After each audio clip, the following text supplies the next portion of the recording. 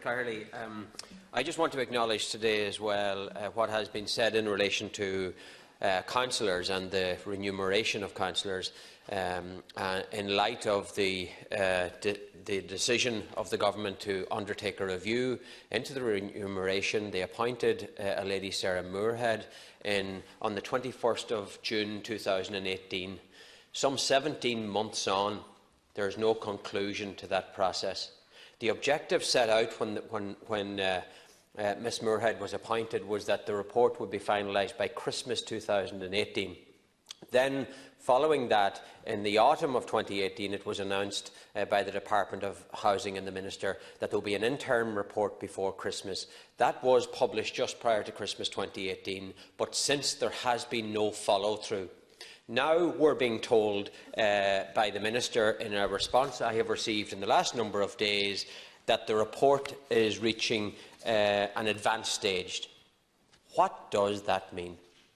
And then, following an advanced stage, it will be presented, discussed between the Department of Finance, the Department of Housing and the Department of Public Expenditure and Reform, and then at some date in the future it will be brought before Cabinet. It appears to me that this is just kicking the can down the proverbial road.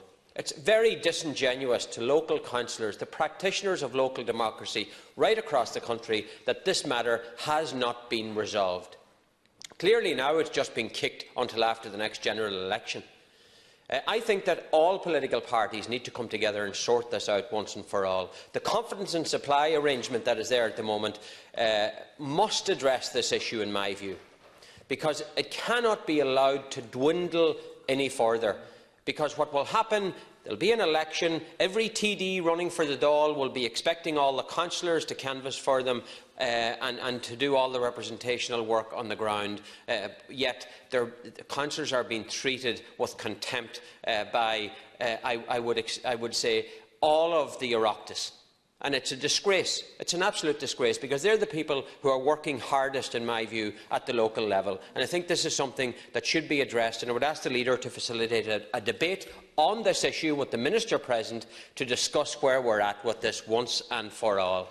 Finally, on a second issue, the announcement by the British Prime Minister at a press briefing yesterday about a rollback on holding members of the armed forces who were involved in actions in the north. I appreciate your leniency. And it's supposed to be only one item, but anyway.